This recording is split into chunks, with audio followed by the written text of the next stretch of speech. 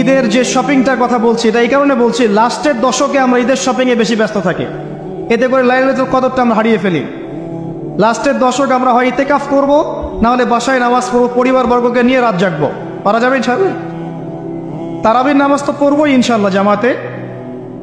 এবং আপনি 20 পড়েন আর 8 পড়েন, আপনি নামাজের কোয়ালিটিটাকে ভালো করার চেষ্টা করেন, নামাজের কোয়ালিটিটাকে বেস্ট করেন, ধীরে ধীরে তেলাওয়াত করেন, ধীরে ধীরে রুকু সেজদা করেন, নামাজটাকে এনজয় করেন, সময় নিয়ে, টাইম নিয়ে, 2 ঘন্টা সময় লাগুক, 3 ঘন্টা সময় লাগুক, এনজয় করে নামাজ পড়েন। আল্লাহ পাক তৌফিক দান করেন।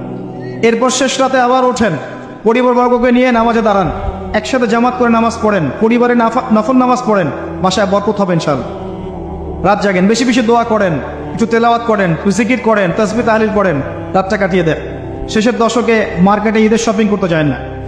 ঈদের খুশি আছে, ঈদের আনন্দ আছে, ঈদে ভালো পোশাক পরবো, সব ঠিক আছে। এই খুশি কাদের জন্যে? قد أفلح من تزكى وذكر اسم ربه فصلى। কার জন্য ঈদের খুশি? যে ব্যক্তি রমজান মাসে আত্মশুদ্ধি অর্জন করতে পেরেছে, রোজা রেখেছে, যাকাত দিয়েছে, নামাজ পড়েছে, লাইলাতুল কদরে রাত জেগেছে, তারাবি পড়েছে, ইত্যাদি ইত্যাদি। এই ব্যক্তি আত্মশুদ্ধি অর্জন করেছে, এই ব্যক্তির জন্য ঈদের খুশি। যে রমজান মাসে সিনেমা দেখেছে, সিনেমার শুটিং করেছে, পর্নোগ্রাফি দেখেছে, সুদ খেয়েছে, শিরিক করেছে, বেদাত করেছে, হারাম খেয়েছে, এর জন্য ঈদের খুশি। মানুষকে ঠকিয়েছে, ব্যবসায় মাল কম দিয়েছে, পণ্য মজুত করেছে, ইচ্ছা করে দ্রব্যের দাম বাড়িয়েছে, সরকারকে বিব্রত করেছে, জনগণকে দুর্ভিক্ষের দিকে ঠেলে দিয়েছে, এদের জন্য ঈদের খুশি? কখনো না। ঈদের খুশি তাদের জন্য যারা আত্মশুদ্ধি অর্জন করতে পেরেছে। আল্লাহ পাক বোঝার তৌফিক দান করুন, আমিন। এটা প্রথম টিপস দিলাম আপনাকে। এবার আসেন, আপনি রমাদানে প্ল্যান করবেন যে আপনার জীবনে বড় বড় পাপগুলো কি কি হয়েছে। এই পাপগুলো যদি মানুষের সাথে জড়িত হয়ে থাকে, আপনি মানুষের সাথে গিয়ে গিয়ে ক্ষমা নিয়ে নেবেন। কারো টাকা নিয়েছেন, দেন নাই, দিয়ে দিবেন। কারো সম্পত্তি পায়, দেন নাই, দিয়ে দিবেন। কারো হকটা নষ্ট করেছেন, গালি দিয়েছেন, গীবত করেছেন বা তহমত দিয়েছেন, অপমান করে ইত্যাদি, ক্ষমা চেয়ে নেবেন। রমাদান মাসে মানুষের হকটা দিয়ে দেন। আল্লাহর কাছে জড়িত যে পাপগুলো আছে, এটার জন্য ইস্তেগফার যথেষ্ট। খালি যদি বলেন আস্তাগফিরুল্লাহাল্লাযী লা ইলাহা ইল্লা হুয়াল হাইয়ুল কাইয়্যুম ওয়া আতুবু ইলাইহি, 1 সেকেন্ডের মধ্যে আল্লাহ পাক আপনার সমস্ত পাপকে নেকি দিয়ে পরিবর্তন করে দিবেন সব। এবার প্র্যাকটিক্যালি যাবেন, সেহরি করবেন। সাহরির মধ্যে বারাকা আছে। সাহরি না করে রোজা রাখাটা উচিত না। সাহরির মধ্যে বারাকা আছে। একটা খেজুর হোক, 1 গ্লাস পানি হোক, আপনি সাহরি করবেন, এর মধ্যে বারাকা আছে। এবং সাহরির সময় এমনভাবে খাবেন না যে এটা আপনার জীবনের শেষ খাওয়া। কথা বুঝতে পারছেন? এত বেশি আইটেম করতে যায় না, এত বেশি ভোগবিলাসী হয়ে গেলে রোজার আধ্যাত্মিকত্ব থাকবে না।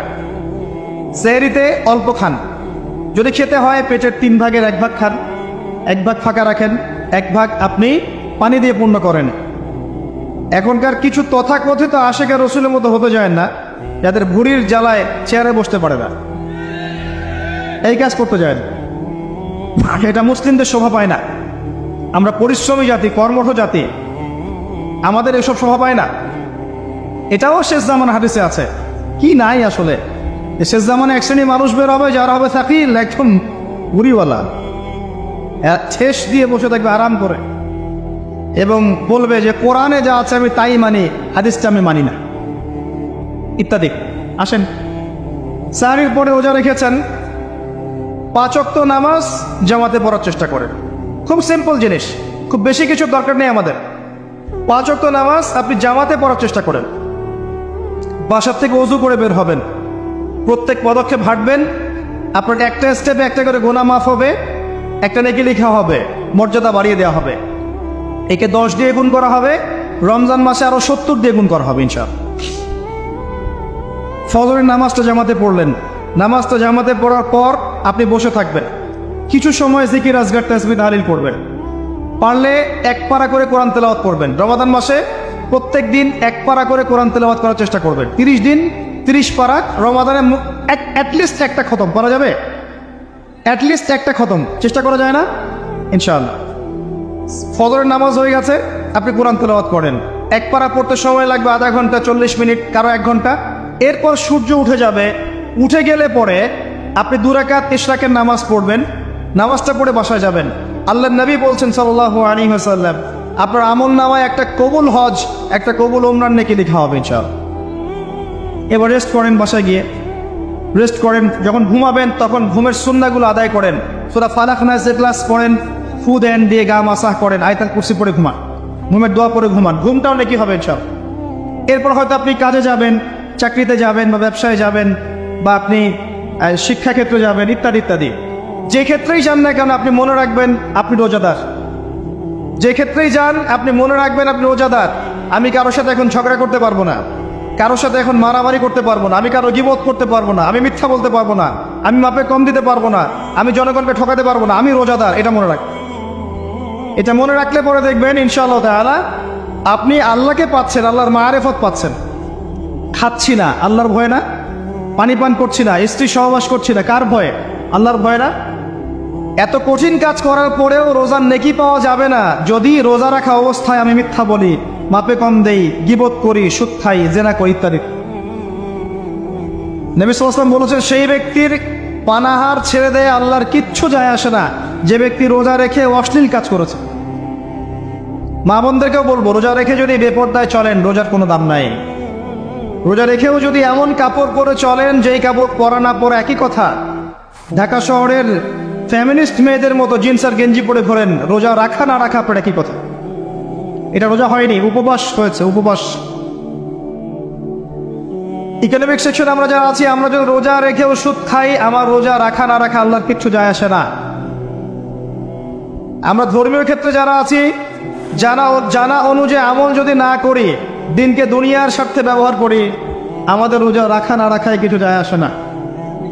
আমরা যদি মিথ্যা বলি, অন্যের গীবত করি, অশ্লীল কাজ করি, গার্লফ্রেন্ডের সাথে সময় কাটাই, ওর সাথে কফি খেতে যাই, ডেটিং করতে যাই, এই যে ফেসবুকের মাধ্যমে চ্যাটিংয়ে প্রেম করি, ইউটিউবে অশ্লীল ভিডিও দেখি, পর্নোগ্রাফি দেখি, ইত্যাদি ইত্যাদি, এইসব রোজা রাখা না রাখা আল্লাহর কিচ্ছু যায় আসে। আমি হাত জোর করে মিনতি করছি ভাই, খাওয়া পান করা, স্ত্রী সহবাস ছেড়ে দেওয়ার নাম রোজা নয়, এটার নাম রোজা নয়, এটা একটা অংশ রোজার মাত্র। রোজা রেখে আল্লাহর যাবতীয় হারাম ত্যাগ করলে পরে রোজা হবে ইনশাআল্লাহ। এই কাজগুলো করার চেষ্টা করে আল্লাহ পাক তৌফিক দান করুন। রোজা রাখা অবস্থায় আপনি বেশি বেশি জিকির করবেন। কি করবেন? সুবহানাল্লাহ পড়বেন, আলহামদুলিল্লাহ পড়বেন, আল্লাহু আকবার পড়বেন, লা ইলাহা ইল্লাল্লাহ পড়বেন, লা হাওলা ওয়ালা কুওয়াতা ইল্লা বিল্লাহ পড়বেন হাসবি আল্লাহ ওয়া নি'মাল ওয়াকিল, সুবহানাল্লাহি ওয়া বিহামদিহি, সুবহানাল্লাহিল আযীম, সুবহানাল্লাহিল আযীম ওয়া বিহামদিহি। পড়বেন আস্তাগফিরুল্লাহ ওয়া আতুবু ইলাইহি, আস্তাগফিরুল্লাহ ওয়া আতুবু ইলাইহি। পড়বেন লা ইলাহা ইল্লাল্লাহ ওয়াহদাহু লা শারীকা লাহ, লাহুল মুলকু ওয়া লাহুল হামদু ওয়া হুয়া আলা কুল্লি শাইইন কাদির। পারা যাবে না ইনশাআল্লাহ? বেশি বেশি পড়বেন। আরেকটা কাজ করবেন, প্রতিটা কাজ নবী সাল্লাল্লাহু আলাইহি ওয়াসাল্লামের সুন্নাহ মাফিক করার চেষ্টা করুন। সুন্নাহ মাফিক, খাচ্ছেন তার সুন্নাহ মাফিক, টয়লেট করছেন তার সুন্নাহ মাফিক, ঘুমাচ্ছেন তার সুন্নাহ মাফিক। সুন্নাহর বইগুলো আছে না বাজারে, কিনে নেবেন, কিনে নিয়ে দেখবেন প্রতিটা কাজ কিভাবে করলে সুন্নাহ হবে। এই কাজগুলো করতে গিয়ে আপনাকে গভর্নমেন্ট বাধা দিবে, বিশ্বের পরাশক্তিরা বাধা দিবে, আপনাকে কি কেউ পিটাবে এগুলো করলে, জেল খাটাবে? এগুলো আমাদের ব্যক্তি স্বার্থের ব্যাপার, ইচ্ছা করলেই করা যায়। এই ইচ্ছাটা আল্লাহ পাক আমাদের অন্তরে জাগ্রত করুন, আমিন। একটা কাজের কথা বলবো, নর্মালি আমরা ফরজগুলোতে বেশি ফোকাস করি, ফরজ ওয়াজিবে। রমজান মাসের সুন্নত মোস্তাহাবেও ফোকাস করতে হবে। রমাদানে একটা নফল আপনাকে ফরজের নেকি দিয়ে দিবে ইনশাআল্লাহ, রমাদানের একটা সুন্নাহ আপনাকে ফরজের নেকি দিবে ইনশাআল্লাহ। তো রমজান মাসে শুধু ফরজ নয়, একটু সুন্নাহ সালাতগুলো, নফল সালাতগুলো একটু বেশি বেশি পড়ার চেষ্টা করি, আল্লাহ পাক তৌফিক দান। স্পেশালি একটা কাজ করার চেষ্টা করতে পারি, ওযু যখন ভেঙে যায়, টয়লেট করলেন ওযু ভেঙে গেল, সাথে সাথে হালকা করে ওযু করে ফেলার চেষ্টা করে, সবসময় পবিত্র থাকার চেষ্টা করে। বেলাল আল হাবাশী নাম শুনেছেন? রাদিয়াল্লাহু আনহু। নবী সাল্লাল্লাহু আলাইহি ওয়াসাল্লাম বলছেন, আমি যখনই জান্নাতে গিয়েছি বেলাল তোমার পায়ের শব্দ শুনেছি। সুবহানাল্লাহ। যেই বেলালকে উত্তপ্ত মরুভূমিতে শুয়ে নির্যাতন করা হচ্ছে, সেই বেলাল বলছেন আহাদুন আহাদ। সেই বেলাল রাদিয়াল্লাহু আনহুর নামে শানে সূরা নাজিল হচ্ছে কুল হুয়াল্লাহু আহাদ। ওই বেলাল রাদিয়াল্লাহু আনহু কে নবী সাল্লাল্লাহু আলাইহি ওয়াসাল্লাম বলছেন, যখনই জান্নাতে যাই তোমার পায়ের আওয়াজ শুনে, তুমি কি এমন আমল করো যার কারণে এই মর্যাদা তোমার? বেলাল রাদিয়াল্লাহু আনহু বলছেন, আমি তো স্পেশাল তেমন কোনো আমল করি না, আপনারা যা করেন আমিও তাই করি, তবে আমার যখনই ওযু ভেঙে যায় আমি ওযু করি, আর আমি ওই ওযু দিয়ে 2 রাকাত নামাজ পড়ি। এটাকে তাহিয়াতুল ওযুর নামাজ বলে। রমজান মাসে করার চেষ্টা করি, আল্লাহ পাক তৌফিক দান করুন। আমরা অনেকে মসজিদে যাই, থাপ করে বসে পড়ি, করি না এই কাজটা? মসজিদে গিয়েছি, থাপ করে আগে বসে পড়ি। মসজিদে গিয়ে 2 রাকাত নামাজ পড়ে বসা সুন্নত। মিনিমাম 2 রাকাত নামাজ পড়ে বসলে আপনি তাহিয়াতুল মসজিদের নেকি অর্জন করলেন, মসজিদের হকটা আদায় করলেন। ওই জায়গা আপনার জন্য সেজদার সাক্ষী থাকলো, কিয়ামতের মাঠে আপনার পক্ষে সাক্ষী দিবে চান। এই শ্রদ্ধাগুলো আমরা চর্চা করার চেষ্টা করি রমজান মাসে। রমজান মাসে দাড়িটা ছেড়ে দেন, দাড়িটা ছেড়ে দেন। এটা একমাত্র ভিজিবল সুন্নত, দৃশ্যমান সুন্নত, যেটা আপনার সাথে কবরে যাবে। যখন কাফন দেয়া হবে তখন দেখা যাবে না আমার সাথে আর কোন কোন সুন্নাহ আছে, এই একটা সুন্নতই দেখা যাবে আমার সাথে কবরে যাচ্ছে। কথা কি বুঝতে পারছেন? আর এটাকে আমরা এখন যত পারি মেয়ে হওয়ার চেষ্টা করছি। নবীজি বলেছিলেন শেষ জামানায় ছেলেরা মেয়েদের পোশাক পরবে আর মেয়েরা ছেলেদের পোশাক পরবে। দেখবে মেয়েরা এখন ফর্মাল পোশাক পরছে, জিন্স আর গেঞ্জি পরে ঘুরছে, আর ছেলেরা ক্লিন শেপড। ছেলেরা মেয়েদের মতো গাল বানাচ্ছে। আর কোন সাইনের জন্য অপেক্ষা করছেন? নবীজি বলেছিলেন উঁচু উঁচু বিল্ডিং নির্মাণের প্রতিযোগিতা করা হবে। একবার এয়ারে ঢাকার কাছাকাছি আসবেন, এয়ারে তো সফর করেছেন আপনারা অনেকেই, যখন এয়ার ফ্লাই করে টেক অফ করে বা ল্যান্ড করে তখন ঢাকার কাছাকাছি, তখন উপর থেকে আপনি ঢাকাকে দেখবেন। কেন বলেছি this is the city of Akhiruzzaman? কেন বলেছি? নবীজি বলেছেন কিয়ামতের 2টা মেজর সাইন, 2টার মধ্যে একটা হচ্ছে أن ترى الحفاة العراة العالة رياء الشاء يتطاولون في البنيان। যখন সমাজের দরিদ্র শ্রেণীর মানুষেরা, যাদের পায়ে স্যান্ডেল ছিল না, গায়ে কাপড় ছিল না, এরা উঁচু উঁচু বিল্ডিং নির্মাণের প্রতিযোগিতা করতে থাকবে, ফান্তাজির সাআ, তখন কিয়ামতের অপেক্ষা করতে থাকবে। আজকে থেকে 100 বছর আগে ছিল এগুলা? 200 বছর আগে ছিল? সুবহানাল্লাহ। আর কোন সাইনের জন্য অপেক্ষা করছেন? তিনি বলেছেন শেষ জামানায় women will dressed but still they will be naked। মহিলারা কাপড় পরবে, তারপরেও তারা নগ্ন থাকবে। আপনি ঢাকার শপিং মলে যান, আপনি দেখেন। আর কোন সাইনের জন্য অপেক্ষা করছেন? শুধু ঢাকা কেন, গ্রামগঞ্জে ছড়িয়ে পড়েছে এগুলো, এখন গ্রামেও ছড়িয়ে পড়েছে। গ্রামে আরো বেশি দেখা গেছে মাশাআল্লাহ। গ্রামে গিয়ে আমরা হতভাগ, সুবহানাল্লাহ। গ্রামের মেয়েগুলা, গ্রামের মেয়ে ঢাকা শহরের মেয়েকে পার করে ফেলেছে। বাদ দেন, ওদিকে না যাই, ডিফারেন্ট টপিক। আমরা রমাদান মাসের সুন্নাহগুলো আমল করার চেষ্টা করি। তাহিয়াতুল মসজিদ আমল করার চেষ্টা করেন, তাহিয়াতুল ওযু আমল করার চেষ্টা করেন, বেশি বেশি জিকির করেন। এবার আসেন রমাদানে জাকাত হিসাব করবেন। জাকাত, আপনার জাকাত হিসাব করেন, কত টাকা জাকাত এসেছে। জাকাতের নিসাব জানেন তো? হ্যাঁ, 7.5 ভরি স্বর্ণ, রূপে রৌপ্য কত? 52.5 তোলা। আপনার এই চাষাবাদের ওসর আসে, ব্যবসায়িক পণ্য থাকলে, সঞ্চিত সম্পদ থাকলে সব কিছু হিসেব করে মুফতি সাহেব আছেন, কওমি মাদ্রাসার আলেমদের কাছে যাবেন, জাকাতের ক্যালকুলেশন করে নেবেন যে আমার এত টাকা জাকাত এসেছে। এভাবে জাকাতটা রমজান মাসে দিয়ে দেওয়ার চেষ্টা করেন। জাকাত যদি আমরা না দেই, একটা শাস্তি শুনে রাখেন, আল্লাহ পাক এই সম্পদগুলোকে একত্রিত করে গলাবেন, গলিয়ে কপালে, গালে আর এই যে পিঠে লেপটে দিবেন, বলেন নাউজুবিল্লাহ। এবং এটা একটা সাপের আকৃতি ধারণ করবে, সাপ গলায় পেঁচানো থাকবে, কপালে দংশন করতে থাকবে, বলবে আমি তোমার মাল সাত ভোগ কর, আমি তোমার মাল সাত ভোগ কর। কবর এটা হবে, আমরা চোখে না দেখলে ওটা সত্য। নবীজি দেখে এসেছে মেরাজের রাতে এগুলা। এরপরে জাকাতের একটা সুবিধা আছে, এটা আমরা বুঝাতে পারি না। জাকাত ইসলামিক ইকোনমিক্সের বেইস। জাকাত ধনীর সম্পদে গরিবের হক। যে গরিবের কাছে টাকা পয়সা নাই, আপনার টাকা ওর হাতে চলে যাবে, ও খেয়ে পরে বাঁচতে পারবে, এটাই জাকাত। বুঝতে পারছি? জাকাতটা না দেন, ও আস্তে আস্তে আস্তে আস্তে আরো দরিদ্র হতে থাকবে। এর উপর আবার সুদ আছে, আবার পেপার মানিও আছে। জাকাতগুলো দিয়ে দেন, আল্লাহর ওয়াস্তে জাকাত দিয়ে। অনেক মুসলিম আছে আমরা নামাজ পড়ে জাকাত দেই না। অনেক মুসলিম আছে জাকাত দেয় না, নামাজ পড়ে। জাকাত অস্বীকারীদের বিরুদ্ধে আবু বকর সিদ্দিক রাদিয়াল্লাহু আনহু যুদ্ধ করেছিলেন, এজ এ আমির, রাষ্ট্রের পক্ষ থেকে যুদ্ধ করেছিলেন। আল্লাহ পাক আমাদেরকে জাকাত আদায় করার তৌফিক দান করুন। ফসল থাকলে ফসল, এর ওসর আসবে, ওসর এটা দিয়ে দিবেন। সেচের পানিতে হলে এক হিসাব, আর আপনার বৃষ্টির পানিতে হলে এক হিসাব। রমজান মাসে বেশি বেশি দান সাদাকা করবেন, বেশি বেশি মানুষকে দান সাদাকা করেন। পণ্যের দাম কমিয়ে দেন, মানুষকে সাদাকা করেন। প্রত্যেকটা দিন 10 টাকা, 20 টাকা, 100 টাকা সাদাকা করতে চেষ্টা করেন। এক একটা সাদাকা 70 গুণ বেড়ে যাবে ইনশাআল্লাহ তাআলা। আমি আরেকটা নাসিহা করব, রমজান মাসে বেশি থেকে বেশি মানুষকে খাওয়ান, বেশি বেশি খাওয়ান, ইফতার করান। আমি বলি মসজিদগুলোতে প্রত্যেক দিন আসর থেকে মাগরিব পর্যন্ত দিনের কথাবার্তা আলোচনা করেন, তালিম করেন। আপনাদের কাছে বই আছে, মুনতাকা হাদিস আছে, ফয়জুল কালাম বই আছে, রিয়াদুস সালেহিন বই আছে, মিশকাত আছে, আলেম আছেন, ইমাম সাহেব আছেন। একটা বিশেষ বিষয় নিয়ে আলোচনা শুরু করেন, মাগরিব পর্যন্ত আলোচনা চলবে, সবাই মিলে ইফতার করেন। একটা ইসলামিক পরিবেশ গড়ে তুলুন, মানুষকে ইফতার করান, বেশি বেশি ইফতার করেন। আপনার সামর্থ্য থাকলে, সামাজিক যদি পদমর্যাদা থাকে, সমাজের মানুষকে আপনি ইফতার করান, ইফতার পার্টি করে, ইফতার অ্যারেঞ্জমেন্ট করান। পার্টি বলা ঠিক না, আসলে ইফতার মাহফিল বলতে পারি আমি। ইফতার মাহফিল করেন বেশি বেশি, মানুষকে ইফতার। একজন ব্যক্তিকে ইফতার করালে ওই ব্যক্তির রোজার নেকি আপনি পেয়ে যাবেন ইনশাআল্লাহ। প্রজেক্ট করেন, ইফতারের প্রজেক্ট করেন, মানুষের টাকাগুলো নেন, সংগ্রহ করে গরিবদের মাঝে ইফতার বিলিয়ে দেন। দুইটা পদ্ধতি হতে পারে, আমি নিজেও করবো ইনশাআল্লাহ তাআলা। দুটো পদ্ধতি হতে পারে, ডেইলি বেসিসে ইফতার দিতে পারেন, অথবা মাসের বাজার করে দেন। এক মাসে কি কি লাগে, কতটুকু চাল, বুট, ডাল লাগে লিস্ট করেন, করে একটা ফ্যামিলিতে একটা প্যাকেট পাঠিয়ে দেন। দেখবেন পুরো ফ্যামিলি ইনশাআল্লাহ তাআলা রমজান মাসটা খেয়ে পরে বাঁচতে পারে।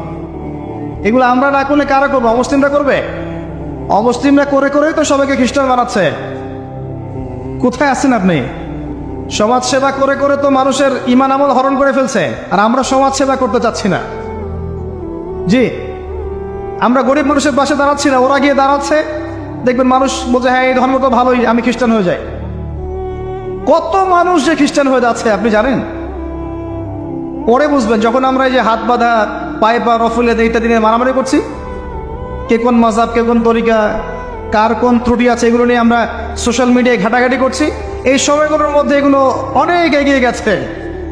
এরা আরও এসব এই খরমা জিলাপি নিয়ে মারামারি করতে থাক, দেখবেন আস্তে আস্তে আস্তে আস্তে কোন দিকে চলে যায় পরিস্থিতি।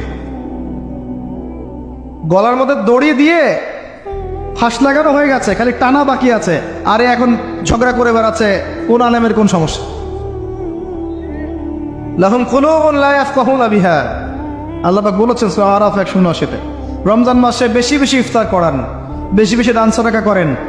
আর একটা কাজ বলে আমি শেষ করছি, রমজান মাসে পরিবারকে সময় দেন, পরিবারকে সময় দেন।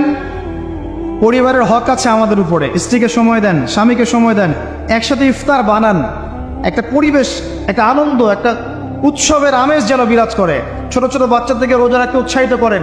সবাই একসাথে বসে একটা বড় প্লেটে ইফতার করেন। বাচ্চারা যখন বড় হবে তখন বলবে ছোটবেলায় আমরা বাবা মার সাথে এভাবে ইফতার করেছি, সংস্কৃতি লালন করেছি। পারিবারিক হৃদ্যতা চলে আসেন। প্রতিবেশীকে ইফতার পাঠান, প্রতিবেশীকে ইফতার হাদিয়ে দেন, মসজিদে একসাথে ইফতার করেন। তারপর রাতের বেলা তাহাজ্জুদে দাঁড়ান, তারাবিতে দাঁড়ান, তারাবির নামাজে ধীর স্থিরভাবে কেরাত করেন। ইমাম যাকে নিযুক্ত করবেন তাকে সুললিত কণ্ঠে কোরআন তেলাওয়াত করতে বলবেন ধীর স্থিরভাবে, তাকে প্রেশার দিবেন না। তার দায়িত্ব নিয়ে নেন। ইমাম হাফেজদের পুরো মাসের দায়িত্ব নেন, তার পরিবারের দায়িত্ব নেন। একটা সম্মানজনক হাদিয়ার ব্যবস্থা করে দিবেন, যাতে করে তারা নিশ্চিন্তে থাকে পুরো মাস, তাকে অন্যদিকে ফোকাস করতে না হয়। অন্য কান্ট্রিতে যখন কোনো সায়েন্টিস্ট থাকে, তার পরিবারের দায়িত্ব পুরো রাষ্ট্র নিয়ে নেয়, সে ঠান্ডা মাথায় গেলে গবেষণা করবে। একই প্রসেস, আপনি আলেম ওলামা ইমাম হাফেজদের দায়িত্ব নিয়ে নেন, তার পরিবারের দায়িত্ব নিয়ে নেন। বা হুজুর আপনি আপনার কাজ করেন, আমরা আপনার পরিবার দেখছি। তাকে আপনি কোরআন তেলাওয়াত করতে দেন, কোরআন হিফজ করবে, মানুষকে কোরআন শেখাবে, তারাবির নামাজ পড়বে, ইমামতি করবে, মানুষকে দার্স দিবে, খুতবা দিবে। আসেন, যে মেজর পয়েন্টটা বাকি আছে সেটা বলি। তার আগে এটাও বলি যে ইফতার করার সময় বেশি খাবেন না। যদি আপনি বেশি খান তাহলে আপনি তারাবির নামাজে দাঁড়াতে পারবেন। আর একটা মেজর কথা, এটা লাস্ট পয়েন্ট, সেটা হচ্ছে এই মাসে কি নাজিল হয়েছে ভাই, কোন কারণে এই মাসটা সম্মানিত। এই মাসে আল্লাহর কিতাবকে সময় দিতে হবে, এই কিতাবকে সময় দিতে হবে। আল্লাহ রাব্বুল আলামিন বলেছেন এই কিতাবের মধ্যে সবকিছুর সমাধান আছে। আল্লাহ পাক বলেছেন এই কিতাবে কোনো সন্দেহ নাই। আল্লাহ পাক বলেছেন এই কিতাব আমাদের জন্য সুসংবাদ এবং শেফা, আরোগ্য, রহমা। এখন একটু বসেন, একটু সময় নেন। এই কিতাব প্রথমত আপনাকে তিলাওয়াত করা শিখতে হবে। রমজান মাস আসার আগেই আপনি তিলাওয়াত করা শিখে ফেলেন। যদি না জানেন, রমজান মাসে পুরো 1 মাস তাজবিদ শিখবেন স্থানীয় ইমামের কাছে। পারবেন না? 1 মাসের মধ্যে কোরআন তিলাওয়াত শেখা সম্ভব, 1 মাসে শেখা সম্ভব। বলছিলাম রমাদান মাস এবং লাইলাতুল কদরকে সম্মানিত করা হয়েছে একটা কারণেই, কারণ এই মাসে এই রাতে আল কোরআন নাজিল করা হয়েছে। এটাই কারণ। কোরআন কখন নাজিল হলো? যখন সমাজে সুদ আছে, মদ আছে, জেনা আছে, ব্যভিচার আছে, শিরক আছে, এরকম সমাজে প্রথম কি নাজিল হলো? পড়ো। প্রথমে নাজিল হয়নি শিরক করো না, প্রথমে নাজিল হয়নি যে সুদ খেও না, প্রথম আয়াত এটা ছিল না জেনা করো না, প্রথম আয়াত এটাও ছিল না মূর্তি পূজা করো না। হ্যাঁ, প্রথম আয়াত কি? ইকরা, পড়ুন। আল্লাহ পাক বোঝাতে চাচ্ছেন সমাজের জাহিলিয়াতকে দূর করতে হলে লেখাপড়ার কোনো বিকল্প নাই, এবং সেই পড়াশোনাটা হতে হবে আল্লাহর ওহীর আলোকে। যে ওহীটা আল্লাহ পাক নাজিল করেছেন এর বেসিসে আপনাকে পড়াশোনা করতে হবে। এই জ্ঞানটা দিয়ে আপনি সমাজ সংস্কার করতে পারবেন ইনশাআল্লাহ তাআলা। এর সাথে উপকারী জ্ঞানগুলো কি নিব না? অবশ্যই নিব। ওহীর জ্ঞানের সাথে, কোরআন সুন্নাহর জ্ঞানের সাথে আমি ইতিহাসের জ্ঞান নিব, আমি পলিটিক্যাল সায়েন্সের জ্ঞান নিব, আমি দর্শনের জ্ঞান নিব, জিওপলিটিক্সের জ্ঞান নিব, প্রয়োজনে আমি সায়েন্সের জ্ঞান নিব, আমি কমার্সের জ্ঞান নিব, আর্টসের জ্ঞান নিব, মেডিকেল সায়েন্স পড়বো, ইঞ্জিনিয়ারিং পড়বো, সবই পড়বো। কিন্তু বেসিকটা কি হবে? কোরআন, সুন্নাহ, ইসলাম। এরপর আপনি ডাক্তার হন, ইঞ্জিনিয়ার হন, পলিটিশিয়ান হন, সামাজিক নেতা হন, প্রশাসনের ক্যাডার হন, আপনার জন্য মোবারকবাদ। আপনি যেখানেই যাবেন সেখানেই বরকত ছড়াবেন ইনশাআল্লাহ। যে পলিটিশিয়ানের ভিতরে তাকওয়া আছে তার দ্বারা দুর্নীতি সম্ভব না। যে প্রশাসনের কর্মকর্তার ভিতরে তাকওয়া আছে সে ঘুষ নিতে পারবে না, দুর্নীতি করতে পারবে না। যে আলেমের ভিতরে তাকওয়া আছে সে দিনকে দুনিয়ার বিনিময়ে বিক্রি করবে না। যে ডক্টরের ভিতরে তাকওয়া আছে সে ডাক্তার হবে, কসাই হবে না। যে ইঞ্জিনিয়ারের ভিতরে তাকওয়া আছে সে দেখবেন সত্যিকারের প্রকৌশলী হবে, সে কিন্তু চোর হবে না। ভিতরটা চেঞ্জ করতে হবে, ভিতরটা, এর নাম তাকওয়া। ভিতরটা চেঞ্জ করবে একটা জিনিস, আল্লাহর ওহী, কোরআন এবং সুন্নাহ, ইসলাম। এটা আপনার ভিতরকে পরিবর্তন করবে। আর আমরা অনেক বড় বড় কথা বলি অনেক সময়, কিন্তু মূল কাজটা হচ্ছে ভিতরটা পরিবর্তন করা। আমাদের সবার সাথে যার যার কলব যাবে, যার যার আমল যাবে। আল্লাহ পাক আমাকে কলার চেপে দূরে বলবেন না যে বাংলাদেশে ইসলামী খেলাফত কায়েম করে আসো নাই কেন, এটা আল্লাহ পাক আমাকে বলবেন না। আল্লাহ পাক বলবেন তোমাকে যে দায়িত্ব দিয়েছিলাম ওই দায়িত্ব ঠিকঠাক মতো পালন করছো কিনা। আল্লাহ পাক এটা বলবেন না। বেসিকে আসেন, নিজের আত্মশুদ্ধি, এটা বেসিক। আলাইকুম আনফুসাকুম, নিজের নফসের খবর নাও, নিজের নফসটাকে পবিত্র করো, নিজের নফসের মধ্যে হিংসা ত্যাগ করো, বিদ্বেষ ত্যাগ করো, অহংকার ত্যাগ করো, রিয়া ত্যাগ করো, দুনিয়ার মোহ ত্যাগ করো। নিজের নফসের মধ্যে বেশি বেশি পরকালের ফিকির আনো, জিকির করো বেশি বেশি, কোরআন বেশি বেশি তেলাওয়াত করো, হালাল খাও, আদর্শ পরিবার গঠন করো, তাওহীদে থাকো, সুন্নতে থাকো, ইনশাল্লাহ হাসতে হাসতে জান্নাতে চলে যাবেন। একটা হাদিস আমি পড়েছি ফয়জুল কালাম বইয়ের মধ্যে, গতকালকে মাহফিলে বলেছিলাম, আপনাদেরকে বলছি। মাদ্রাসায় পড়ানো হয় ক্লাসিক্যাল একটা বই ফয়জুল কালাম, সবাই কিনতে পারেন, হাদিসের বই। চমৎকার কিছু হাদিস আছে। এখানে একটা হাদিস আছে আমাদের জন্য সুসংবাদ। নবী সাল্লাল্লাহু আলাইহি ওয়াসাল্লাম বলছেন, হে সাহাবীরা, তোমরা এমন একটা যুগের মধ্যে বাস করছো যেই যুগে কেউ যদি ইসলামের 10% ছেড়ে দেয় সে ধ্বংস হয়ে যাবে। সাহাবীদেরকে বলছেন তোমরা এমন একটা যুগে বাস করছো, এই যুগে ইসলামের 1/10 কেউ ছেড়ে দিলে সে ধ্বংস হয়ে যাবে। কিন্তু তোমাদের পরে এমন একটা যুগ আসবে যেই যুগে মানুষ যদি 1/10 ধরে রাখতে পারে, 10% ধরে রাখতে পারে, তাহলেই নাজাত পেয়ে যাবে। চল, আমরা সেই যুগে আছি না? আমাদের চতুর্দিকে ফিতনা নয় কি? আপনার ঘরে ফিতনা, সমাজে ফিতনা, ইকোনমিক্সে ফিতনা, রাষ্ট্রে ফিতনা, বিশ্বে ফিতনা, ধর্মে ফিতনা, সবখানেই ফিতনা, ফাসাদ। আমরা সেই যুগের মধ্যে বাস করছি। আসুন, আল্লাহ পাক কোরআন নাজিল করলেন, প্রথমে পড়তে বললেন। তার মানে আল কোরআন এবং সুন্নাহ এগুলাকে পড়া শিখতে হবে। বড় বড় স্বপ্ন দেখার আগে আমাদেরকে বেসিক ঠিক করতে হবে, পড়াশোনা করতে হবে। আল্লাহ পাক আমাদের যুব সমাজকে পড়াশোনা করার তৌফিক দান করুন। রমাদান মাসে এটা নাজিল হয়েছে। আল্লাহ পাক সূরা বাকারায় বলছেন, শাহরু রমাদানাল্লাযী উনজিলা ফীহিল কুরআন। রমাদান সেই মাস যেই মাসে কোরআন নাজিল করা হয়েছে।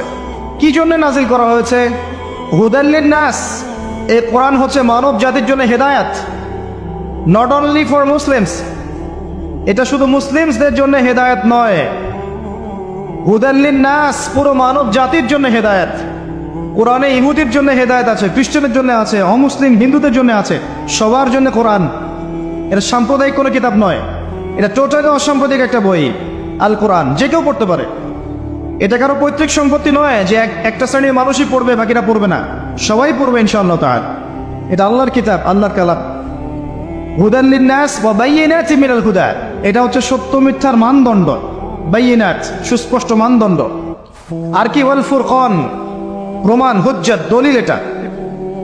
এটা আল্লাহ পাক কোরআন সম্পর্কে বলছেন। আরেকটা জায়গায় চলে যাই, চলেন সূরা নাহল এর 89 নম্বর আয়াতে চলে যান। আল্লাহ পাক বলছেন ওয়া নাযালনা আলাইকাল কিতাব, হে নবী আমি আপনার প্রতি এমন একটা কিতাব নাযিল করেছি, অর্থাৎ আল কোরআন। ওয়া নাযালনা আলাইকাল কিতাব তিবয়ানান লিকুল্লি শাই, যেই কিতাবটা প্রত্যেকটা বিষয়ের ব্যাখ্যা। আপনি কি আমার কথা শুনতে পারলেন? আল্লাহ বলছেন কোরআন প্রত্যেকটা বিষয়ের ব্যাখ্যা। আপনার ব্যক্তি জীবন এখানে আছে, আপনার ব্যবসায়িক জীবন এখানে আছে, অর্থনৈতিক জীবন এখানে আছে, পারিবারিক জীবন এখানে আছে, সামাজিক লাইফ এখানে আছে, সবকিছু আছে। তিবিয়ানান লিকুল্লি শাই, প্রত্যেকটা বিষয়ের ব্যাখ্যা এখানে আছে। তিবিয়ানান লিকুল্লি শাই ওয়া হুদা ওয়া রাহমাতান ওয়া বুশরা লিল মুসলিমিন, এই কোরআন হচ্ছে হেদায়াত এবং রহমত, দয়া। ওয়া বুশরা লিল মুসলিমিন, মুসলিমদের জন্য সুসংবাদ। এই কোরআন শুরুতে আছে আলিফ লাম মিম যালিকাল কিতাব লা রাইবা ফিহ, এটা এমন একটা কিতাব যে কিতাবের মধ্যে কোনো সন্দেহ নাই। কোন লেখক বলতে পারে আমার বইয়ের মধ্যে কোনো সন্দেহ নাই? সন্দেহের কোনো অবকাশই নাই। লা রাইবা ফিহ হুদাল লিল মুত্তাকিন, মুত্তাকিদের জন্য এটা হেদায়াত। মুত্তাকি কারা? আল্লাযীনা ইউমিনুনা বিল গায়ব, যারা অদৃশ্যে বিশ্বাস করে। ঈমানের 6 পিলার সবই অদৃশ্য নয় কি? আল্লাহ অদৃশ্য, ফেরেশতা অদৃশ্য, আসমানে আগের কিতাবগুলো দেখি নাই, অদৃশ্য। নবী রাসূলগণ দেখি নাই, অদৃশ্য। পরকাল ওয়াল ইয়াউমিল আখির, ওয়াল ইয়াউমিল আখির দেখি নাই, অদৃশ্য। ওয়াল কদরি খায়রিহি ওয়া শাররিহি, তাকদীর অদৃশ্য। আল্লাযীনা ইউমিনুনা বিল গায়বি, মুত্তাকি তারা যারা গায়েবে বিশ্বাস করে, অদৃশ্যে বিশ্বাস করে। আর এখনকার শিক্ষা দর্শন আমাদেরকে শেখায় পশ্চিমাদের, চোখে যা দেখবো না বিশ্বাস করবো। হ্যাঁ, তাদের দর্শন এরকম, যুক্তি দিয়ে প্রমাণ করতে পারবেন না, বিশ্বাস করবো না। বৈজ্ঞানিক ব্যাখ্যা দিতে পারবেন না, বিশ্বাস করবো না। সায়েন্টিফিক্যালি প্রুভড হতে হবে, তারপর বিশ্বাস করব। অনেক সময় দেখা যায় মুসলিমরাও এর গলদ ধারায় পড়ে যায় এবং বলে নামাজের উপকারিতার সায়েন্টিফিক ব্যাখ্যা বলেন, তারপর নামাজ পড়ব। নামাজের সায়েন্টিফিক ব্যাখ্যা লাগবে, তারপর নামাজ পড়বেন? আল্লাহ পাক বলেছেন ইয ক্বালা লাহু রাব্বুহু আসলিম ক্বালা আসলামতু লিরাব্বিল আলামিন। আল্লাহ পাক ইব্রাহিমকে বলেছেন আলাইহিস সালাম আত্মসমর্পণ করো, যখনই বলেছেন তখনই করেছেন। যখনই আল্লাহ পাক বলেছেন আত্মসমর্পণ করো, তিনি বলেছেন আসলামতু লিরাব্বিল আলামিন, আমি আত্মসমর্পণ করলাম। বাচ্চাকে জবাই করো, জিজ্ঞেস করেননি এর পিছনে বিজ্ঞান কি, যুক্তি কি আর দর্শন কি? স্ত্রীকে রেখে আসো ওই জনমানব শূন্য জায়গায়, জিজ্ঞেস করেন নাই কারণ কি, রিজন কি, যুক্তি কি, বিজ্ঞান কি, দর্শন কি? আল্লাহ বলেছেন সামিআনা ওয়া আতা'না, এর নাম ইসলাম। আল্লাহর আদেশ যেখানে এসে যাবে এখানে যুক্তি বিজ্ঞান দর্শনের প্রয়োজন নাই। এই কনসেপ্টে আপনাকে মৌলবাদী হতেই হচ্ছে, কিছু করার নাই। কারণ মৌলিক বিষয় আপনাকে মেনে চলতে হবে। হ্যাঁ, প্রত্যেকটা বিষয়কে আপনি ব্যাখ্যা করতে পারবেন যদি সেই জ্ঞান আপনার কাছে থাকে, কিন্তু যুক্তিবিজ্ঞান দর্শনের সীমাবদ্ধতা আছে, সবকিছুর ব্যাখ্যা করতে পারে না। ভালো করে শিক্ষা দর্শন হজম করে তারপর পড়াশোনা করেন। অন্যথায় আপনারা দাড়ি টুপি নিয়েও অনেক সময় দেখবেন এই যে এটা কি বলে, এথিজমের দিকে যাচ্ছেন, নাস্তিকতার দিকে যাচ্ছেন। আসেন মূল জায়গায় আসি। আল্লাহ রাব্বুল আলামিন কোরআন সম্পর্কে কথা বলছেন লা রাইবা ফিহ, এর মধ্যে কোনো সন্দেহ নাই। একই সূরার মধ্যে আল্লাহ পাক বলছেন যে ওয়া ইন কুনতুম ফি রাইবিন মিম্মা নাযালনা আলা আবদিনা ফাতু বিসূরাতিন মিন মিথলি, তোমরা যদি এই কিতাব নিয়ে সন্দেহ করে থাকো যে এই কিতাব আল্লাহর পক্ষ থেকে এসেছে নাকি অন্য কারো পক্ষ থেকে এসেছে, তোমরা যদি এই কিতাব সম্পর্কে সন্দেহ পোষণ করো যেটা কি আল্লাহর পক্ষ থেকে এসেছে না অন্য কারো পক্ষ থেকে এসেছে, তাহলে এর মতো কিছু আয়াত নিয়ে এসে দেখাও, একটা সূরা রচনা করে দেখাও। ওয়াদউ শুহাদাকুম মিন দুনিল্লাহি ইন কুনতুম সাদিকিন, তোমাদের যত সাক্ষী আছে, সহকর্মী আছে, তোমাদের সাপোর্ট দেওয়ার মতো যারা যারা আছে, সবাইকে ডেকে নিয়ে আসো, এনে এই কোরআনের মতো একটা সূরা রচনা করে দেখো, যদি সন্দেহ পোষণ করে থাকো। আল্লাহ এর পরে বলছেন ওয়াইল্লাম তাফআলু, তোমরা যদি এটা করতে না পারো, ওয়ালাম তাফআলু, কোশ্চেন কালেও পারবে না, তোমরা যদি এটা করতে না পারো, মানে একটা সূরা রচনা করতে না পারো, এরকম কোনো কিতাব রচনা করতে না পারো, একটা আয়াতও রচনা করতে না পারো, তাহলে জেনে রাখো ফাত্তাকুন নার আল্লাতী ওয়াকুদুহা আন-নাস ওয়াল হিজারা, সেই আগুনকে ভয় করো যার ইন্ধন হবে মানুষ এবং পাথর। উইদ্দাত লিল কাফিরিন, যা কাফেরদের জন্য প্রস্তুত করা হয়েছে। আল্লাহ পাক এই কোরআনটা নাজিল করেছেন কোন মাসে ভাই? রমাদান মাসে। আসেন প্রথমে বলে নেই আমরা রমাদানকে কিভাবে পালন করার চেষ্টা করব, এরপরে আসছি রমাদানকে কেমন করে কোরআনময় করবেন, এই দুটো পয়েন্ট। এক নম্বর, হতে পারে এই রমাদান আপনার জীবনের শেষ রমাদান, হতে পারে। শয়তান আপনাকে তিনটা ধোঁকা দিতে পারে। শয়তান আপনাকে বোঝাতে পারে আপনি অনেক জানি, আমার জানার দরকার নাই। শয়তান বোঝাতে পারে আমার বয়স হয়ে গেছে, আমার দ্বারা হবে না। শয়তান বোঝাতে পারে আমার অনেক সময় পড়ে আছে, পরে শিখে নিব। আল্লাহর ওয়াস্তে শয়তানের ধোঁকায় পড়বেন না। এই মাসে কোরআন শেখেন, কে জানে আপনি আগামী মাস পান কিনা। কোরআন শিখে নেন, রমজান মাসে তেলাওয়াত করে শিখে নেন, কি পাবেন? কয়েকটা হাদিস বলছি। নবী সাল্লাল্লাহু আলাইহি ওয়াসাল্লাম বলেছেন এই কোরআন আপনার পক্ষে দলিল হবে অথবা বিপক্ষে দলিল হবে। হুজ্জাতুন লাকা ওয়া আলাইক, আপনার জন্য শাফিউল লিআসহাব, এটা সুপারিশকারী হবে আপনার জন্য। প্রত্যেক হরফে আপনি 10টা করে নেকি পাবেন। কোনোদিনও আমি বলি না এই কোরআন তেলাওয়াত করলে নেকি হবে না। এই যে কাটছাট ভিডিও দেখলে আলেম ওলামাও ভুল মেসেজ পায়, এবং দেখা যায় একজন বরেণ্য আলেম হয়েও ভুল কথা বলতে শুরু করে। এই জন্যই বলি এর ক্ষতিকর দিক কত। মূল বিষয় তার নখদর পড়ে নাই, একটা কাটছাট ভিডিও দেখেছে, দেখেই কথা বলা শুরু করলো। কিন্তু সে আলেম, তার জানা উচিত কাফা বিল মারই কাযিবান ওয়া হুয়া ইয়াকুল কুল্লা মা সামিআ, একজন মানুষের জন্য মিথ্যাবাদী হওয়ার জন্য এতটুকু যথেষ্ট, যা শুনলাম যাচাই বাছাই না করেই প্রচার করলাম। ইয়া আইয়ুহাল্লাযীনা আমানু ইন জাআকুম ফাসিকুন বিনাবাইন ফাতাবায়ানু, কোনো ফাসিক যদি কোনো খবর নিয়ে আসে সেটা আগে তথ্য যাচাই করো, তারপরে কথা বলো। ইশতারিবু কাসীরাম মিনাজ যন, বেশি বেশি অনুমান থেকে বেঁচে থাকো। ইন্না বা'দা যন্নি ইসম, এগুলো আমরাই বলে যাচ্ছি এখন। আমি বলছি বারবার, স্পষ্ট করে বলছি, কোরআন তেলাওয়াত করলে প্রত্যেক হরফে 10টা করে নেকি হবে, এবং কোরআন তেলাওয়াত করলে আপনার জীবনে বরকত আসবে, রিজিকে হায়াতে বরকত আসবে, আপনার কলবে আল্লাহর নূর আসবে ইনশাআল্লাহ তাআলা। কোরআন আপনার পক্ষে সাক্ষী দিবে, আপনার পক্ষে দলিল হবে, হুজ্জা হবে ইনশাআল্লাহ। প্রত্যেক হরফে 10 নেকি। তবে শুধু তেলাওয়াত করলেই আমি কোরআনের অর্থগুলো বুঝতে পারবো না, আর অর্থগুলো না বুঝলে আমি কোরআনে আল্লাহর মৌলিক মেসেজগুলো ধরতে পারবো না। ধরতে না পারলে সেই মেসেজগুলোর উপর আমল করতে পারবো না। এই কারণে কোরআনের অর্থটা বোঝা জরুরি, এর ভাষা শেখা জরুরি, কারণ আদেশ নিষেধ আমাকে মানতে যেতে হবে। এবং কোরআন গবেষণা করতে হলে অবশ্যই অর্থ জানতে হবে, ভাষা শিখতে হবে, এর তাদাব্বুর তাফাক্কুরে ডুবে যেতে হবে, যেটা শুধুমাত্র তেলাওয়াত করে সম্ভব নয়। এটা বোঝাতে চেয়েছে। এর চেয়ে পরিষ্কার করে কি বলতে পারি বলেন? সুবহানাল্লাহ। আল্লাহ পাক আমাদেরকে বোধশক্তি দান করুন। আল্লাহর ওয়াস্তে রমজান মাসে ভাই কোরআন তেলাওয়াত বাড়িয়ে দেন। যারা হাফেজ আছেন এই মাসে হিফজ চর্চা করবেন। আমার জন্য দোয়া করেন যেন আমি এই মাসে পুরোটা হিফজ করতে পারি। হিফজ চর্চা না করতে করতে অনেকটা ভুলেই যাচ্ছে। আসলে নবী সাল্লাল্লাহু আলাইহি ওয়াসাল্লাম বলেছেন চর্চা না করলে কোরআন এত দ্রুত কলব থেকে বের হয়ে যায় যে একটা উটকে যদি ছেড়ে দেন সে যত দ্রুত চলে যাবে। আমাদের জন্য, আমার জন্য দোয়া করবেন যাতে কোরআনের হকটা আদায় করতে পারি। আল্লাহ পাক তৌফিক দান করুন, আমিন।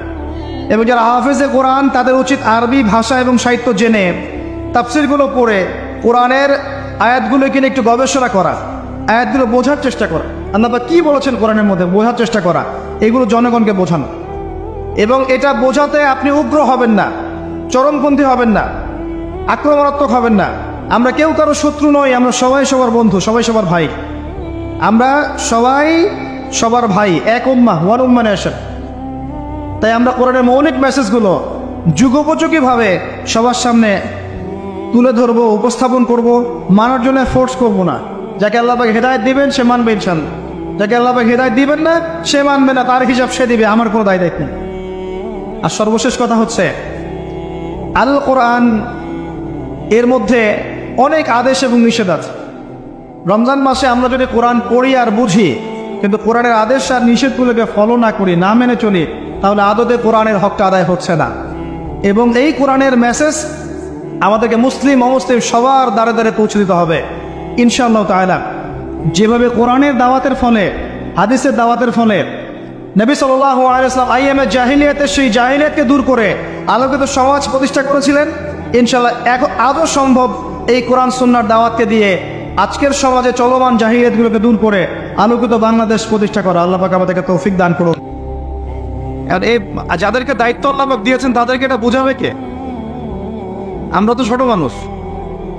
যদি নবী সাল্লাল্লাহু আলাইহি ওয়াসাল্লামের জীবনী সিরাত প্রত্যেকের পাঠ্যপুস্তকে বাধ্যতামূলক থাকতো, 16 কোটি মুসলিম জনগণ নবীর জীবনী জানতে পারত।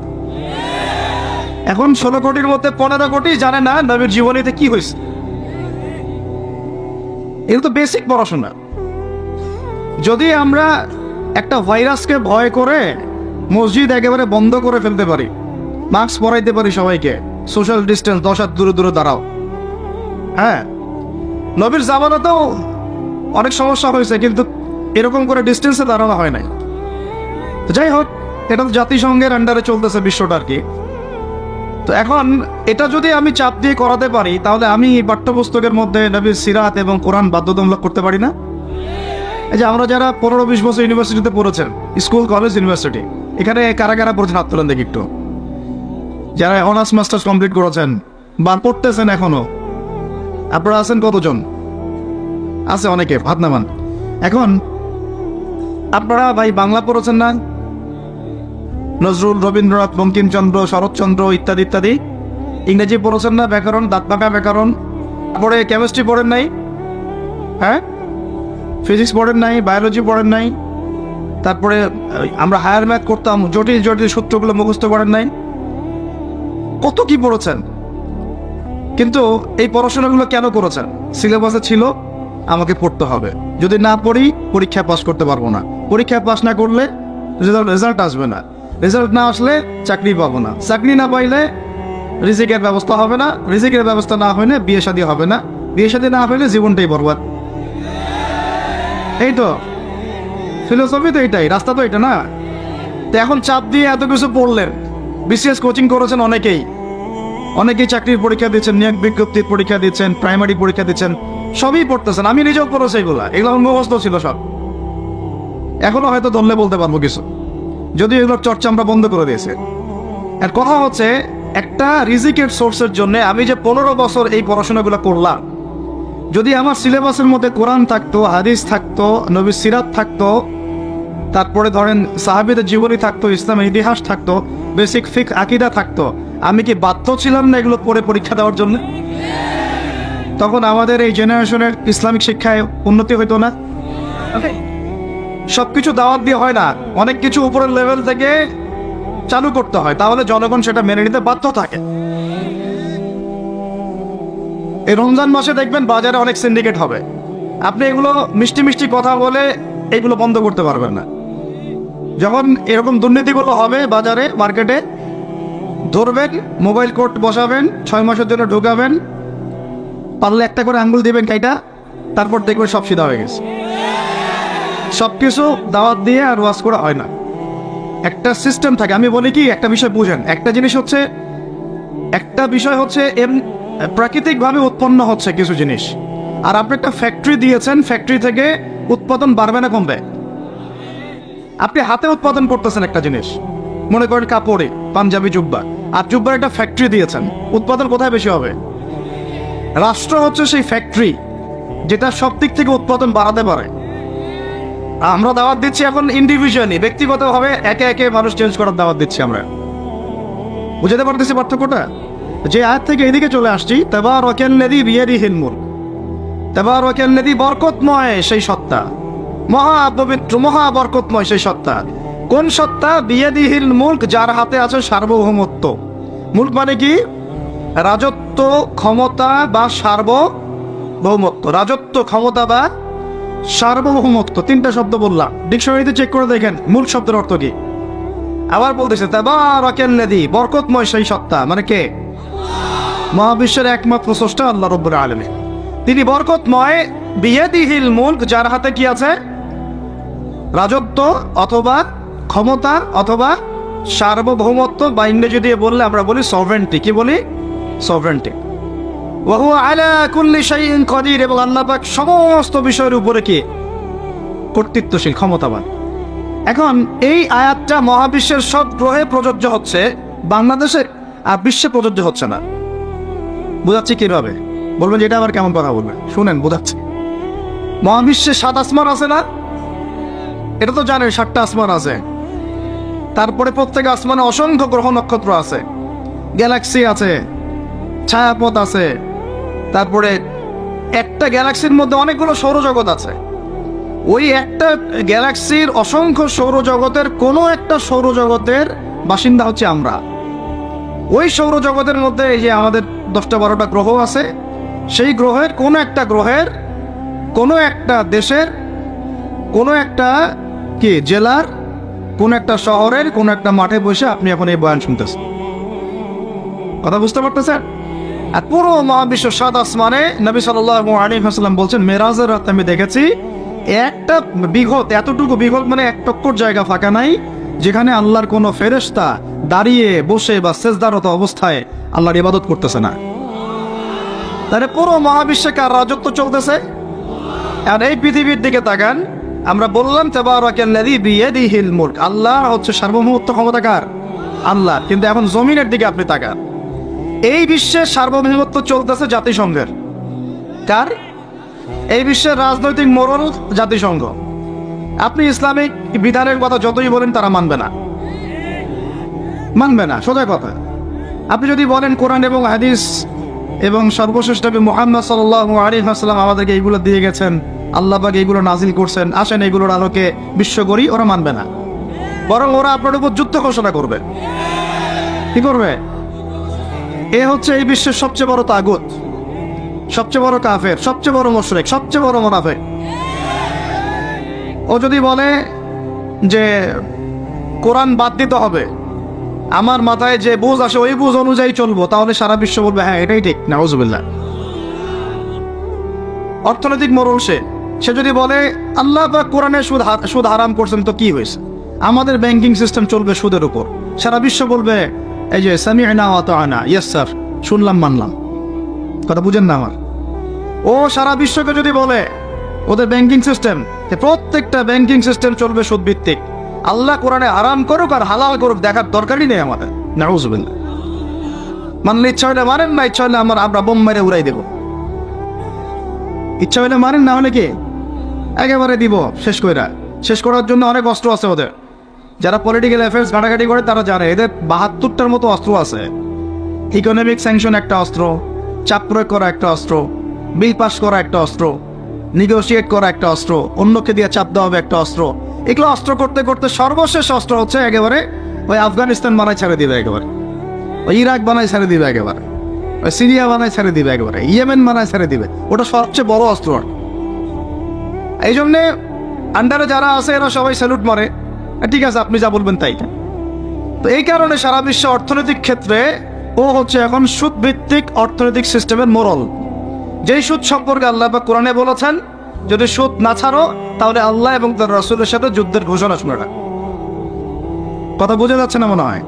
আল্লাহ পাক কোরআনে বলছেন সুদ যদি না ছাড়ো, সুদ যদি তোমরা মুসলমানরা মুমিনরা না ছাড়ো, তাহলে আল্লাহর সাথে এবং রাসূলের সাথে যুদ্ধের ঘোষণা শুনে রাখো।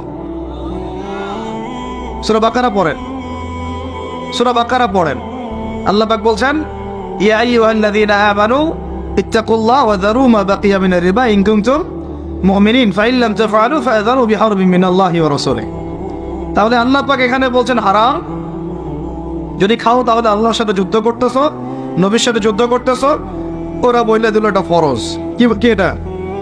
তুই মানলে মান, না মানলে যা, তোর ব্যাপারে ব্যবস্থা আমরা পরে নিব।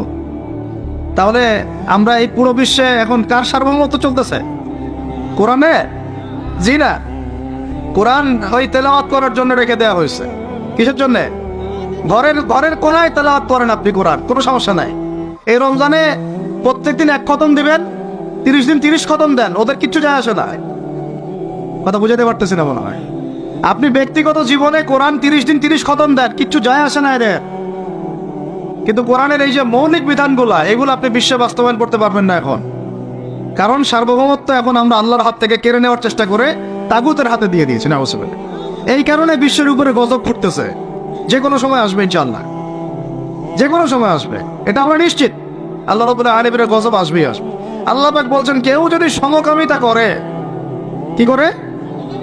তার নবীর জবানে আল্লাহ জানাচ্ছেন, ফাকতুলুল ফাইলা ওয়াল মাফউলা বিহি, তাহলে যে করবে আর যে সায় দিবে দুইটাকে হত্যা করবা। দুইটাকে কি করবা? অন্য হাদিসে বলছেন, উরজুমুল আলা ওয়াল আসফালা মিনহুমা, উপরে যে আছে আর নিচে যে আছে দুইটাকে থাতলা করে দিবা পাথর নিক্ষেপ করে। কে বলছে এটা? আল্লাহ এবং তার রাসূল। এখন আপনি এটা পুরো বিশ্ব মোড়লদেরকে বোঝাতে পারবেন না। ওরা বলবে এটা বাক স্বাধীনতা, সরি ব্যক্তি স্বাধীনতা। এটা কি? ব্যক্তি চাইলে মেয়েকেও ভালোবাসতে পারে, ব্যক্তি চাইলে ছেলেকেও ভালোবাসতে পারে, নাউজুবিল্লাহ। ব্যক্তি চাইলে মেয়ের সাথেও বিয়ে করতে পারে, ব্যক্তি চাইলে ছেলের সাথেও বিয়ে করতে পারে। এটা নিয়ে মৌলবাদীদের এত মাথা ব্যথা কেন? ওদের ভাষাটা এরকম। এটা নিয়ে মৌলবাদী তোমাদের ধর্মান্ধ তোমাদের এত মাথা ব্যথা কেন? তো এই হলো কোরআন হাদিস, আর এই হচ্ছে বিশ্ব। তাহলে বিশ্বে কি বিয়াদিহিল মুলক ওইটা চলতেছে? বুঝাতে পারি না, কথা বলে বুঝাতে পারতেছি না। মাথার উপর দিয়ে যাচ্ছে নাকি? ইয়ামরা তো বুঝো নাকি? আচ্ছা, আল্লাহ রাব্বুল আলামিন এইখানে বলেছেন, চুরি করলে হাত কেটে দিবা। কি করবা? ওই যে কিতাব আপনি 10 নেকির জন্য তেলাওয়াত করেন, প্রত্যেক হরফে কত নেকি হবে? 10 নেকি হবে। তেলাওয়াত করি মাশাআল্লাহ, 100 কদম দেন সারা জীবনে, কোনো সমস্যা নাই। তো ওই কিতাবের মধ্যেই সূরা মাইদা আল্লাহ বলেছেন যে চুরি করলে চোর কি করবা। তো এটা আপনি ওদেরকে বুঝাইতে পারবেন না, এখন বুঝাতে পারবেন না। ওইটা তেলাওয়াত পর্যন্তই, ফুল স্টপ। তারপরে এই যে আমরা ভ্যালেন্টাইন্স ডে, অমুক ডে তমুক ডে, এগুলোকে যে প্রমোট করতেছি আর কি, জেনা বেড়ে গেছে, ব্যভিচার বেড়ে গেছে স্কুলে কলেজে বিশ্ববিদ্যালয়ে, এমনকি এখন সমকামিতা, পর্নোগ্রাফি, ট্রান্সজেন্ডার, কি হচ্ছে না?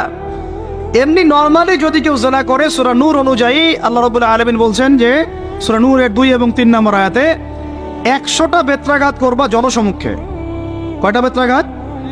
বাংলাদেশের বহু ছেলে মেয়ে এখন 100 বেত্রাঘাত পর শাস্তি মাথায় নিয়ে ঘুরতেছো তোমরা, নাউজুবিল্লাহ।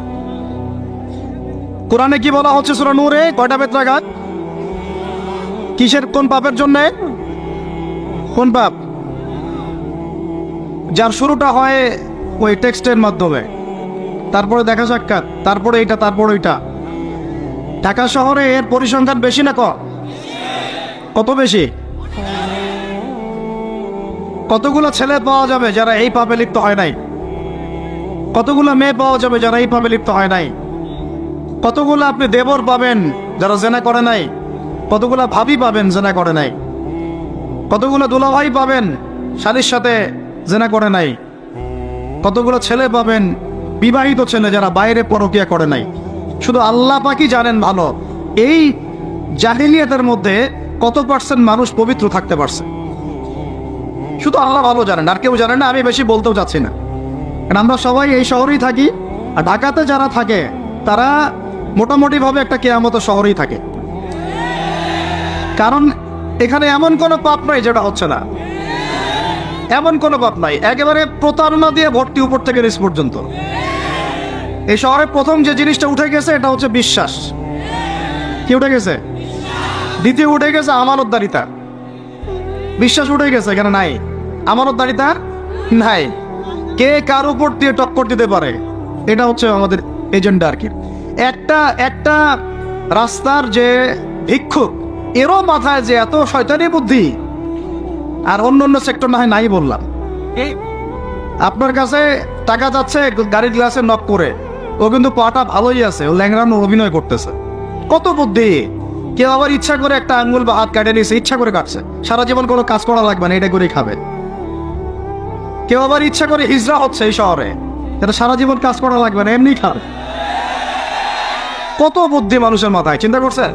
যাকে আপনি টাকা দিচ্ছেন 10 টাকা, ওর ফ্ল্যাট আছে, আপনার কিছুই নাই, ওরই জমি আছে, হিজড়ার সর্দার BMW চালায়, আর আপনি কোন রকমের ট্যাক্স করলা ম্যানেজ করতে পারেননি এখন পর্যন্ত। প্রতারণা দিয়ে ভর্তি, প্রতারণা, আমানতের খেয়ানত, দুর্নীতি, পদে পদে বাটমারি, আর কি বলবো, মানুষকে ঠকানো, জুলুম করা, সুযোগ পাইলেই সুযোগ নেওয়া, সুযোগ পাইলে একটু সুযোগ নেওয়া। আর বিভিন্ন জায়গায় স্পেশালি মানে কিছু কিছু বড় বড় জায়গায় এমন কিছু মানুষকে বসায় দেওয়া হয়েছে যাদের মনে হয় ইসলামের নাম শুনলেই ভিতরে মানে তেলে বেগুলো জ্বলে উঠে একেবারে, ইসলাম শব্দটা শুনলেই গায়ে জ্বালা শুরু হয় একেবারে। তো বেশি দিন নাই ইনশাআল্লাহ, হয় আল্লাহর গজবে এগুলো ধ্বংস হবে, অথবা ইনশাআল্লাহ তাআলা আবাবিল পাখি তো আর আসবে না পাথর ছুটতে। আবাবিল তো পাখির নাম না, আবাবিল মানে তো ঝাঁকে ঝাঁকে, মানে এটা তো ওই আবরাহার বাচ্চা আবরাহার যুগ না যে আবাবিল আসবে আর পাথর ফেলবে। আসবে, পাথর ফেলার প্রজন্ম তৈরি হবে ইনশাআল্লাহ। মূল সমস্যাই হচ্ছে করাপশন, দুর্নীতি, মূল সমস্যায়। এটা যদি না থাকতো সারা বিশ্বে বাংলাদেশকে টক্কর দেওয়ার মতো কান্ট্রি খুব কমই থাকতো। কে না জানে এগুলা, সবাই জানে। আর আমরা মেনেও নিয়েছি এগুলা ভাই, চুপচাপ মনে মনে মেনে নিয়েছি যে ওইখানে গেলে এত দেওয়া লাগবে, ওইখানে এত না দিলে আমার এটা হবে না, ওইখানে এটা দিতে হবে, ওইখানে এটা করতে হবে, আমরা মেনেও নিয়েছি মাশাআল্লাহ। আর যখন জুলুম মানুষ মেনে নেয় তখন আরো বড় জালেমকে আল্লাহ পাক চাপায় দেয়। এই জন্য আমাদের এই অবস্থা সংশোধন হচ্ছে না, ইল্লা মাশাআল্লাহ। আল্লাহ যে কবে করবেন আল্লাহ ভালো জানেন। তবে বিশ্বাস করেন, আপনারা বলেন যে এখন মুসলিম প্রধান দেশ, আমি একটা স্টেটমেন্ট দিয়ে দিচ্ছি এখন বসে বসে, এখন এটা হচ্ছে একটা মুনাফেক প্রধান দেশ। প্রমাণ করতে চাইলে আমার সাথে বসেন। মুনাফেকের আলামত যে কয়টা আছে, কি এক নম্বর কি, কথা বললেই মিথ্যার উপর দাঁড়ায় আছেন সবগুলা। দুই নাম্বার, আমানত রাখলেই খেয়ানতের উপর খেয়ানত, খেয়ানতের উপর খেয়ানত। মনে করেন আমি একজন ইমাম সাহেব, আমি যদি আমার দায়িত্বে পালন ঠিক মতো না করে আমিও খেয়ানতকারী। এই যে লেকচার দিতে বসছি, এখন আমি যদি চিন্তা করি যে ডাইনে বামে কথা বলে সময় পার করে দেই, হক কথা বলার দরকার নাই, বললে আবার এটা সেটা, আমি হচ্ছে এখানে এই চেয়ারের খেয়ানতকারী। প্রত্যেকটা ক্ষেত্রে চলতেছে এগুলা। তিন নাম্বার হচ্ছে যখনই ওয়াদা করে, কি করে বলেন তো, কয়জন ওয়াদা রাখি আমরা? কোনো কোনো সময় দেখা যায় অমুসলিম ওয়াদা রাখছে, মুসলমান রাখে নাই। দুধ কিনতে যাবেন, আমরা হিন্দু ভাইয়ের দোকান খুঁজতেছে, ও পানি মিশাবে না, আপনার কনফিডেন্স তৈরি হয়ে গেছে। মুসলমানের দোকানে যান না কেন, ও পানি মিশাবে। কি একটা অবস্থা, কি একটা অবস্থা। নবী সাল্লাল্লাহু আলাইহি ওয়াসাল্লাম একদিন এভাবে লেকচার দিচ্ছেন, মানে খুতবা দিচ্ছেন। একজন দাঁড়িয়ে বলছেন, সাহাবী, যে কবে কিয়ামত হবে ইয়া রাসূলুল্লাহ? তিনি বলছেন যে যখন দেখবা যে অনুপযুক্ত ব্যক্তির হাতে দায়িত্ব অর্পণ করা হয়েছে, তখন ফান্তাযিরুস সাআ, কিয়ামতের অপেক্ষা করতে থাক। আমরা এই যুগে বাস করতেছি না? এমন করে পাপ নাই এ শহরে হচ্ছে না। মূল পাপ কয়েকটা হচ্ছে। এক নাম্বার হচ্ছে শিরক, কি হচ্ছে? তারপরে হচ্ছে প্রতারণা, তারপর হচ্ছে জুলুম, প্রচুর জুলুম, মানে দুর্বল পাইলেই জুলুম করতে চাচ্ছি আমরা। যদি দেখি ও আমার একটু দুর্বল, আমি জুলুম না করলে পেটের ভাত হজম হচ্ছে। জুলুম করাটাকে আমরা ক্রেডিট মনে করি যে আমি জিতে গেলাম। আরে ভাই, কাল কিয়ামতের মাঠে কি হবে আপনার আমার অবস্থা? কাল কিয়ামতের মাঠে কি হবে অবস্থা? নবী সাল্লাল্লাহু আলাইহি ওয়াসাল্লামের কথা কি মিথ্যা? তিনি বলছেন কিয়ামতের মাঠে বহু মানুষ উঠবে উহুদ পাহাড়ের সমান নেকি নিয়ে। একেবারে উহুদ পাহাড় দেখছেন আপনারা কেউ? অনলাইনে দেখে নেও, বিশাল পাহাড়। জানাজার নামাজে শরীক হইলে 1 কেরাত নেকি হয়। 1 কেরাত মানে 1 উহুদ পাহাড় সমান। আর মাটি দিয়ে আসলে আরেক কেরাত নেকি হয়, মানে আরেকটা উহুদ পাহাড়ের সমান। উহুদ পাহাড়ের সমান আরো উঁচু উঁচু নামাজের নেকি, জাকাতের নেকি, হজের নেকি, ওমরার নেকি নিয়ে উঠবে বহু মানুষ। আমরাই হয়তো বা তার আল্লাহ পাক আমাদেরকে মাফ করুন। ওঠার পরে বহু মানুষ সামনে দাঁড়ায় থাকবে। কাউকে গালি দিছে, কাউকে অন্যায়ভাবে মারছে, কাউকে রিমান্ডে নিয়ে একেবারে পেদানি দিছে, নির্দোষ ছিল, কারো নামে মিথ্যা মামলা দিছে, কারো নামে অপবাদ ছড়াইছে। বেচারা ভালো ছিল, সৎ ছিল, অপবাদ ছড়াই দিছে। কারো নামে ধরেন যে কারো গীবত করছে, কারো টাকা নিয়ে টাকা দেয় নাই, হ্যাঁ, কারো জমি আত্মসাৎ করে খাইছে, ভূমিদস্য ছিল। মানে মানুষের সাথে জড়িত পাপ ছিল। কি ছিল? অন্যের সাথে জড়িত, মানে অন্যের হক নষ্ট করছে অন্যের। এখন আল্লাহ পাক বলবেন যে তোমার এই ঋণ এখন শোধ করো। ওই দিন তো ঋণ শোধ করার কোনো বুদ্ধি আছে? বুদ্ধি নেই। এখন কি পদ্ধতি? ফেরেশতাদেরকে বলা হবে এই ব্যক্তির আমল নামায় যে নেকিগুলো আছে, নামাজের নেকি, রোজার নেকি, হজের নেকি, যাকাতের নেকি, এইগুলা দিয়ে ওদের আমল নামা ভর্তি করো, যারা পাওনাদার দ্বারায় আছে। এই ভর্তি করতে করতে করতে করতে এক সময় দেখা যাবে এই ব্যক্তির আমল নামা ফাঁকা হয়ে যাবে। তখন কি হবে? ফেরেশতাদেরকে বলা হবে ওই যে যারা ভুক্তভোগী ওদের আমল নামা থেকে গোনাহ নিয়ে এই ব্যক্তির আমল নামায় ঢাল। নাউজুবিল্লাহ। এরপরে ওই ব্যক্তিগুলো দেখা যাবে জান্নাতে চলে গেছে, মাজলুম ছিল পৃথিবীতে, ওই দিন সফল হয়ে গেছে, জান্নাতে চলে গেছে। এবারটা দুনিয়া জালেম ছিল, এই জাহান্নামে চলে গেছে। নাউজুবিল্লাহ। আল্লাহ পাক আমাদেরকে এরকম মানুষের হক নষ্ট করা থেকে হেফাজত করে দেন। ভাই, মানুষের হক নষ্ট করতে যায় না। নিজে আমল তো এমনিই কম, ভাঙাচোরা ইমান, মুনাফিকের মতো বসবাস করতেছি। এখন তো আমরা মুনাফিকের মতো বসবাস করতেছি এই দুনিয়াতে। এখন যারা আমার মনে হয় মন থেকে ইমানের দাবি করতে পারে শক্তভাবে যে হ্যাঁ আমরা ইমানদার, এরা হচ্ছে গাজ্জার ওই মুজাহিদ ভাইরা। বুঝেন নাই কথা? তারা মনে হয় দাবি করতে পারে যে হ্যাঁ আমরা ইমানদার। আমরা তো নেফাকির উপরে আছি এখনো, আমরা তো স্বীকৃতি দিতে পারতেছি না এখনো, সত্যকে স্বীকৃতিও দিতে পারি নাই। বরং আমরা মানচিত্র থেকে ফিলিস্তিনের মানচিত্র উঠাই দিলাম, দিয়ে যারা জালেম ওদেরটা প্রতিষ্ঠা করলাম। ওইটাও পাঠ্যপুস্তকে আসছে। আপনারা তো শুধু একটাই শুনে বসে আছেন, একটাই শুনে আছেন না আপনারা? শরীফ শরীফা তো আছেই, এইটাও একটা ইস্যু ছিল। আল্লাহ পাক আমাদেরকে চোখ খুলুন, আল্লাহ পাক আমাদের চোখ খোলার তৌফিক দান করে। আর ভাই, বাইরের চোখ তো সবারই খোলা, ভিতরের চোখটা খোলার তৌফিক দান করেন। আমি অনেক ভিতরে চলে আসছি, বুঝাইতে চাচ্ছিলাম যে এই বিশ্বে এখন আল্লাহ পাককে সার্বভৌম ক্ষমতার অধিকারী মানা হচ্ছে না। এটা হচ্ছে বৈশ্বিক শিরক। রাজনৈতিক ক্ষেত্রে আমরা আল্লাহর সার্বভৌমত্ব মানছি না, অর্থনৈতিক ক্ষেত্রে আমরা আল্লাহর দেয়া বিধান মানছি না, শিক্ষা ক্ষেত্রে আমরা আল্লাহ পাকের দেয়া শিক্ষানীতি মানছি না, সংস্কৃতির মধ্যে আমরা আল্লাহর সংস্কৃতি মানছি না, ব্যক্তি জীবনে, ইবাদতের জীবনে, পারিবারিক জীবনে, সামাজিক জীবনে আমরা আল্লাহ পাকের সার্বভৌমত্বকে বাদ দিয়ে মানুষের সার্বভৌমত্ব প্রতিষ্ঠা করেছি। আর আমরা তেলাওয়াত করতেছি তাবারাকাল্লাযী বিয়াদিহিল মুলক, আবার পড়তেছি কুলিল্লাহুম্মা মালিকাল মুলক, হে বলুন হে রাজত্বের অধিকারী, তুতিল মুলকা মান তাশা ওয়া তানজিউল মুলকা মিম্মান তাশা। আর তো জানেন না আপনারা, সূরা আলে ইমরানে আছে। তো আমাদের কথা আর বাস্তবতার মধ্যে অনেক ফারাক। আল্লাহ পাক আমাদেরকে কোরআন গভীরভাবে অনুধাবন করার তৌফিক দান করেন না।